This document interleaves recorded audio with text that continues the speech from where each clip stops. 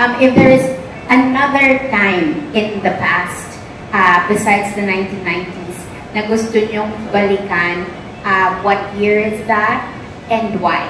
Each of you.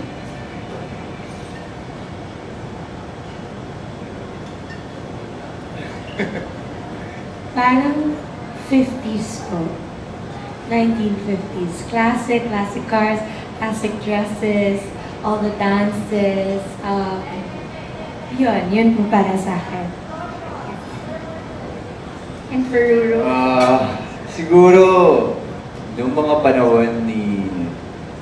Kung hindi po dito sa Pilipinas, gusto ko kasi talagang makita yung buhay dati ng mga cowboys sa West. Yeah. Di ba? Parang yun yung gusto ko ma-experience kung paano ba yung buhay nila doon. Parang sobrang simple lang, but kailangan mo mabuhay araw-araw. So parang nasa survival stage sila lang. So, action pa rin. Action pa rin.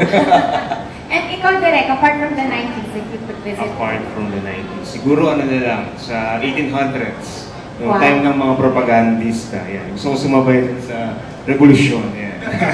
Hindi, pero interesting time sa akin yun kasi, well, marami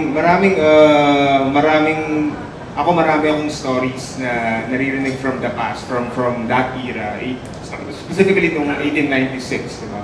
So, ang daming mga revolutionaryo na may kanya-kanyang story, apart from yung mga kilala nating heroes. So, ako interested ako marami yung story nila. And then, balik ako dito, then kukwento ko yan sa Pilipinas.